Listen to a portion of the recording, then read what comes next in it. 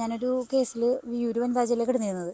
അപ്പോൾ വിയ്യൂരിൽ നിന്ന് കാണാൻ കുറച്ച് പ്രശ്നങ്ങളൊക്കെ ഉണ്ടായിട്ട് അവിടെ മനുഷ്യാവകാശ കമ്മീഷൻ അറിയിച്ചുകൊണ്ട് ഞാൻ അട്ടക്കുളങ്ങര വനിതാ ജയിലിലേക്ക് ട്രാൻസ്ഫർ ആവശ്യപ്പെട്ടിട്ട് അട്ടക്കുളങ്ങര വനിതാ ജയിലായിരുന്നു 2013 അപ്പോൾ അവിടെ ചെന്ന സമയത്ത് കാരനൂർ വധക്കേസിൽ പ്രതി ഷെറിൻ ഉണ്ടായിരുന്നു.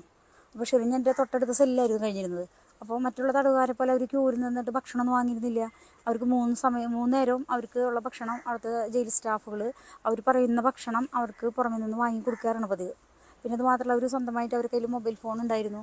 പിന്നെ ജയിലിൽ മറ്റ് ശിക്ഷാപ്രതികൾക്കുള്ള ഡ്രസ്സൊന്നല്ല അവർ ധരിച്ചിരുന്നത്, വെള്ള ഡ്രസ്സ് തന്നെയാണ് ധരിച്ചിരുന്നത്. അവർക്ക് ആവശ്യമുള്ള ഡ്രസ്സുകൾ പുറമെ നിന്ന് തയ്പ്പിച്ച് കൊണ്ടുവന്നിട്ടാണ് അവർ അവിടെ ഉപയോഗിച്ചിരുന്നത്.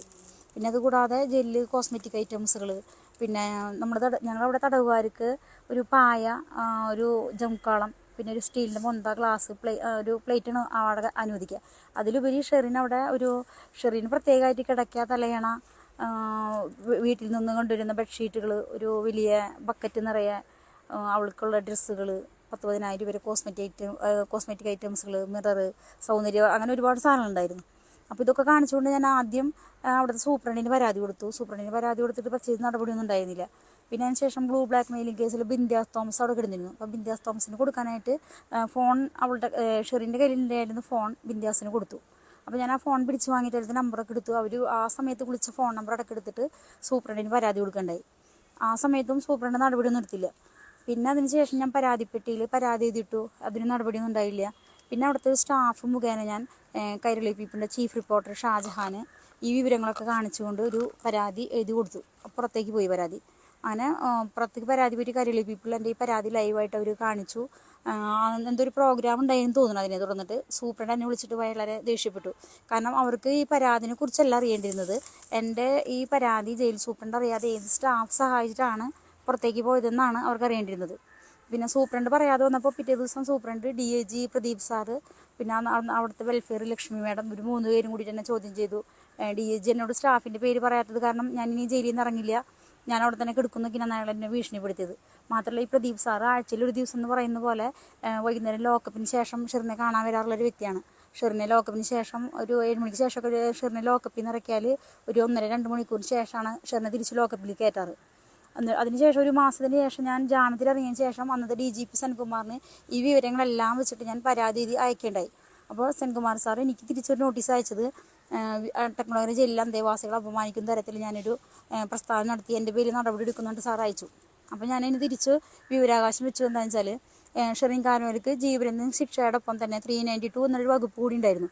അതായത് റോബറി, ഒരു റോബറിക്ക് വേണ്ടിയുള്ള കൊലപാതകം എന്ന് പറയുമ്പോൾ അതിൽ പരോള് 2-3 വർഷത്തേക്ക് കൊണ്ട് തടയുന്നുണ്ട്. കാരണം ആ 392 പ്രകാരം ശിക്ഷിക്കപ്പെട്ടിട്ടുള്ള കാലയളവ് കഴിഞ്ഞിട്ട് പരോൾ അനുവദിക്കാൻ പാടുള്ളൂ എന്നാണ് ജയിലിൽ പ്രിസൺ റൂൾസിൽ അങ്ങനെയാണ് പറയുന്നത്. അപ്പോൾ അതേസമയം ജയിലിൽ 1 വർഷത്തിനകം ഷെറിന് പരോൾ അനുവദിച്ചിട്ടുണ്ടായിരുന്നു. അപ്പോൾ പരോൾ അനുവദിച്ച കാലഘട്ടം തൊട്ട് ഞാൻ വിവരാവകാശം വെച്ചപ്പോൾ സെൻകുമാർ സാറ് എനിക്കെതിരെ നടപടിയൊന്നും എടുത്തില്ല. പകരം 2 ഉദ്യോഗസ്ഥന്മാരെ സ്ഥലം മാറ്റി. ഷെറിന് ഇല്ലീഗലായിട്ട് സൗകര്യങ്ങൾ ചെയ്തു കൊടുക്കുന്നുണ്ട്. സത്യത്തിൽ സൗകര്യങ്ങൾ ചെയ്തു കൊടുക്കുന്നുണ്ട്. സ്ഥലം മാറ്റുമ്പോൾ DIG പ്രദീപ് സാറിനടക്കം ജയിലിലത്തെ 1-2 സ്റ്റാഫിനെ ഒഴിച്ചിട്ട് എല്ലാ സ്റ്റാഫിനെയും സ്ഥലം മാറേണ്ടി വരുമായിരുന്നു, ഒരു താൽക്കാലികമായിട്ട് തൃപ്തിപ്പെടുത്താൻ വേണ്ടി മാത്രം. പിന്നെ ഞാൻ വീണ്ടും വിവരാവകാശം വെച്ചപ്പോൾ സാറിന് അതിന് മറുപടി ഒന്നും തന്നില്ല. പകരം ഷെറിനെ വിയ്യൂർ ജയിലിലേക്ക് പണിഷ്മെൻറ്റ് ട്രാൻസ്ഫർ കൊടുത്തു. പിന്നെ ഷെറിന് ഇവിടെ വന്നിട്ട് വിയ്യൂർ ജയിലിൽ വന്നിട്ട് ഉദ്യോഗസ്ഥർക്ക് കൈക്കൂലിയൊന്നും കൊടുക്കാൻ നടന്നില്ല.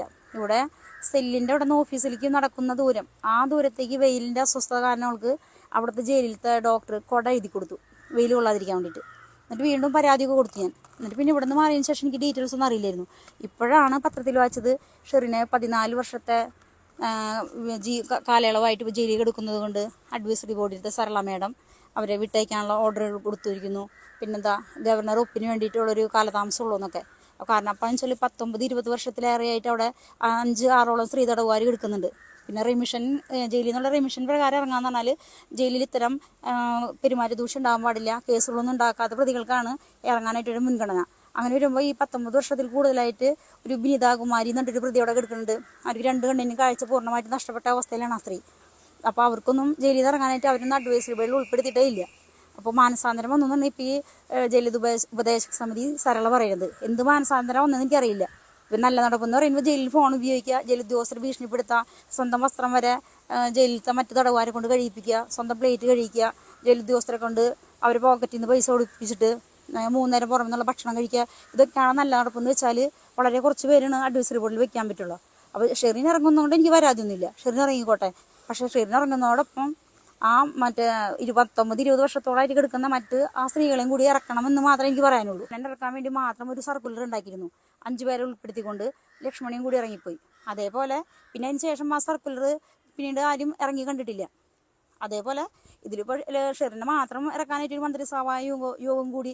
ഇതിൽ പാർട്ടീനൊന്നും ഞാൻ ഇടപെടുത്തില്ല, കാരണം പാർട്ടി അറിഞ്ഞിട്ടായിരിക്കില്ല ഇത്തരം തെണ്ടിത്തരമൊക്കെ നടക്കുന്നത്. പാർട്ടിയിലുള്ള വ്യക്തിപരമായ ചിലരുമായിട്ടുള്ള അടുപ്പ് മുഖേനയാണ് ഇത്തരം കാര്യങ്ങൾ ഉണ്ടായെന്ന് വിശ്വസിക്കുന്നത്.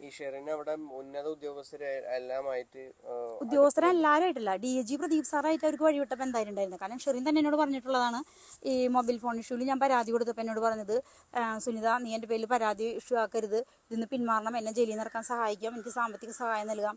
കാരണം ഷെറിൻ പ്രദീപ് സാറായിട്ട് വളരെ അടുപ്പത്തിലാണ്, അവർ ശാരീരിക ബന്ധത്തിൽ വളരെ ഉണ്ടായിട്ടുണ്ട്. അതുകൊണ്ട് പ്രദീപ് സാറ് ഒരു പ്രശ്നം ഷെറിൻ ഉണ്ടാക്കില്ല, എന്നോട് പിന്തിരിയാനാണ് ഷെറിൻ അക്കാര്യത്തിൽ പറഞ്ഞിട്ടുള്ളത്. ഷെറിൻ എനിക്ക് എന്ത് ഹെൽപ്പും ചെയ്യാൻ പറഞ്ഞിട്ടുള്ളതാണ്. ഇപ്പോൾ എൻ്റെ കയ്യിൽ വ്യക്തമായ തെളിവുള്ളതാണ്, വിവരാവകാശം വെച്ചതിന് വന്ന് ഞാൻ പരാതി 10 വർഷം മുമ്പ് കൊടുത്തതിൻ്റെ ഒക്കെ തെളിവുകൾ എൻ്റെ കയ്യിലുള്ളതാണ്.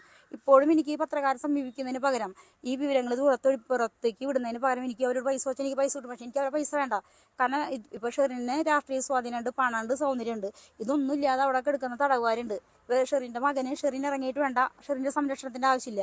കാരണം അവൻ്റെ അച്ഛൻ്റെ വീട്ടുകാരുടെ കൂടെ അമേരിക്കയിലാണ്. പക്ഷേ ഈ ജയിലിൽ കിടക്കുന്ന സ്ത്രീകളുടെ മക്കളൊക്കെ ചിൽഡ്രൻസ് ഹോമിലും അതിനവരെ ഏറ്റെടുക്കാൻ ബന്ധുക്കളോ അല്ലെങ്കിൽ വീട്ടുകാരോ ഇല്ലാത്തൊരവസ്ഥയിൽ കഴിയുന്നവരാണ്. അതുപോലെ തന്നെ ഇപ്പോൾ അനുശാന്തി ഇപ്പോൾ ജാമ്യത്തിൽ ഇറങ്ങിയിട്ടുണ്ട്, സുപ്രീം കോടതി ജാമ്യത്തിൽ ജീവപര്യന്തം ശിക്ഷിക്കപ്പെട്ട. കാരണം അവരുടെ കണ്ണിനെന്തോ മയോപ്പിയ എന്നിട്ട് അസുഖം വന്നിട്ട് കാഴ്ചശക്തി കുറഞ്ഞതിൻ്റെ പേരിൽ അവരുടെ കയ്യിൽ പൈസ ഉള്ളത് കൊണ്ടാണ് സുപ്രീം കോടതിയെ സമീപിക്കാൻ കഴിഞ്ഞത്. അതേസമയം ഇപ്പോൾ ജയിലിൽ കിടക്കുന്ന 19 വർഷത്തെ തടവുകാരി ബിനിതാകുമാരി, അവർക്കൊന്നും സാമ്പത്തികമായിട്ട് യാതൊരു കഴിവില്ലാത്തത് കൊണ്ടാണ് അവർ അതിൻ്റെ ഉള്ളിൽ കിടക്കുന്നത്. അപ്പോൾ ഈ അഡ്വൈസറി ഉപദേശക സമിതി അംഗം മറ്റേ അസർളമേടൊക്കെ ഇവരെ കാണുന്നില്ല എന്നുള്ളതാണ് പ്രശ്നം. ഇത്തരം തടവുകാരെ കാര്യങ്ങളൊന്നും അവരില്ല. അപ്പോൾ എനിക്കിത്രേ പറയാനുള്ളൂ, ഷെറിൻ ഇറങ്ങുന്നതുകൊണ്ട് എനിക്ക് വിരോധമില്ല. പക്ഷേ ഷെറിനേക്കാൾ കൂടുതൽ കാലയളവ് ശിക്ഷിക്കപ്പെട്ട് 19-20 വർഷം തടവുകാരായിട്ട് അവരവർക്ക് എടുക്കുന്നുണ്ട്. ഇത്തരം ആക്ടിവിറ്റീസിലൊന്നും പെടാത്ത, ഇല്ലീഗൽ ആക്ടിവിറ്റീസിലൊന്നും പെടാത്ത തടവുകാരെ കാര്യം കൂടി പരിഗണിച്ചാൽ കൊള്ളാം. എട്ടക്കുളങ്ങര ജയിലിൽ മാത്രമാണോ ഇത്രയും ഒരു ഇങ്ങനത്തെ സ്വാധീനങ്ങൾ? അതെ അതെ, എൻ്റെ അറിവിൽ എത്ര എട്ടക്കുളങ്ങര മാത്രമല്ല. അപ്പോൾ DIGയുടെ അണ്ടറിൽ ഇപ്പോൾ പ്രദീപ് സാറോടില്ല. ഇപ്പോൾ ഡൽഹി എന്തോ ജയിലിലത്തെ ഉദ്യോഗസ്ഥന്മാർക്ക് പരിശീലനം കൊടുക്കുന്ന എന്തോ സാറായിട്ട് ഏതോ ഇന്നലെ എനിക്ക് അറിഞ്ഞിരുന്നത് എവിടെയോ ജോലി ചെയ്യുന്ന ആള്. കാരണം ആളുടെ പരിശീലനം കിട്ടിയാലാണ് ജയിലിലത്തെ ഉദ്യോഗസ്ഥന്മാർക്ക് വളരെ നന്നായിരിക്കും. ഇതിപ്പോ അവിടുത്തെ ഈ പ്രദീപ് എന്ന് പറയുന്ന ഉദ്യോഗസ്ഥൻ മാത്രമാണോ അതോ അവിടുത്തെ ജയിലിലെ മറ്റു ഉദ്യോഗസ്ഥർ? ഇല്ല, ഈ വനിതാ ജയിലിൽ ഉണ്ട്. ജയിലിലത്തെ ഉദ്യോഗസ്ഥന്മാർ ആണായിട്ട് ഇപ്പോൾ DIG പ്രദീപ് സാർ മാത്രമേ വരാറുള്ളൂ. പിന്നെ അത് സൂപ്രണ്ട് നസീറ ബീഗം എന്നാണ് സൂപ്രണ്ടിന്റെ പേര്. പിന്നെ അവിടുത്തെ ഒരുവിധം സ്റ്റാഫൊക്കെ സലീൻ കുമാരി, സരസ്വതി, ഇവർക്കൊക്കെയാണ് പണിഷ്മെന്റ് ട്രാൻസ്ഫർ കിട്ടിയത്. ഞാൻ പരാതിപ്പെട്ടിട്ട്. ഇവരൊക്കെ പൈസയാണോ വാങ്ങിയിട്ടുള്ളത്? പൈസ തന്നെയാണ് വാങ്ങിയിട്ടുള്ളത്.